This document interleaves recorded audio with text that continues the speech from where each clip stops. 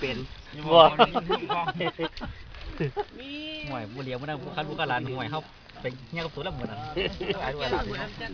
โอ้สิอายเฮ็ดหยังของไปของมันเนาะเขาบอกอยู่ไปแม่โอ้ผู้กล้าหรอกว่ะบ้านทำบุญมันแต่ว่าใจมันบ่ใจปานใด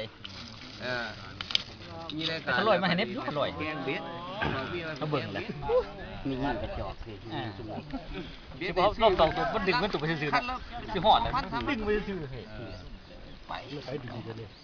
หาเงินบ่เป็นเอาเงินละเศร้าเอาแมวยังอะไรยังได้หลายเอาน้อยได้หลายได้หั่น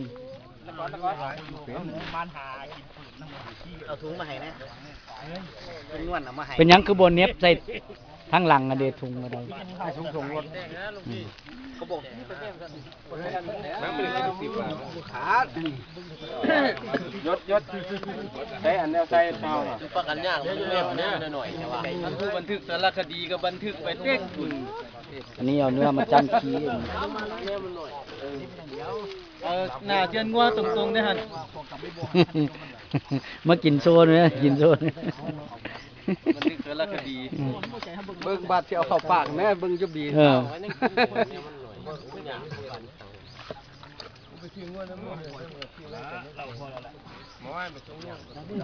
โอ้ปลาหมึกกันยศห่านทำไม่ย่ำเนี่ยไม่รอดกินบ่ได้เฮากันมือที่ถึงเลือดล่ะบ่นี่แค่สิหากอย่างเดียวกันได้เฮ็ดบ่ได้สนใจนำเลยเดี๋ยวนี้ทั่วเจ้าไปทั่วเจ้า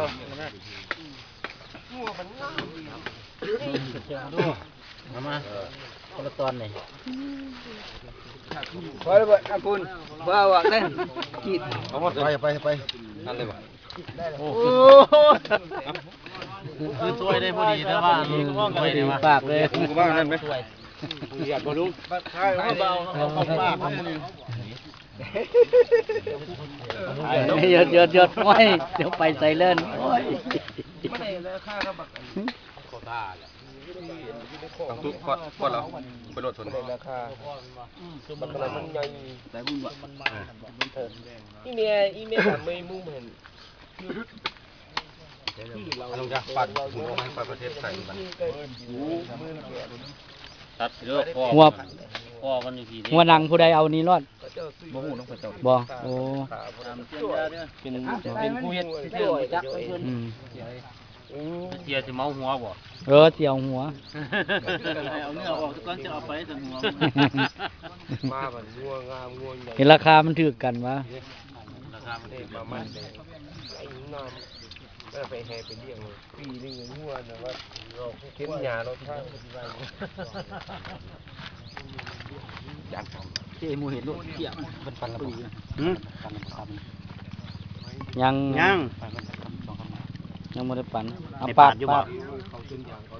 รถปาด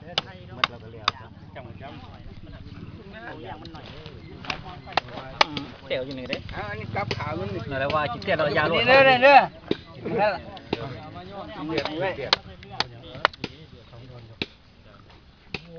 มันหลงยากสมองสีซอยก้อยประเด็นนี้มยศเชียดเนี่ยนะลูกจะของมีไปมากินไม่จำเลยใช่ครับโอ้ยราคาจมูกเนี่ย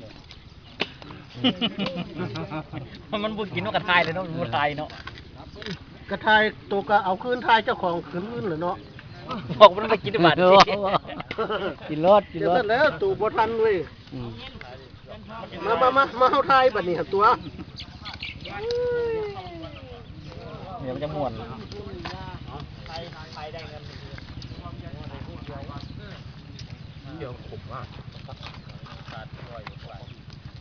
บ่ขมนะได้อยู่เดินอันนั้นมีตาปักอีสมกินขาดช่วยให้งับเดี๋ยวมันช่วยด้วยแค่หน้า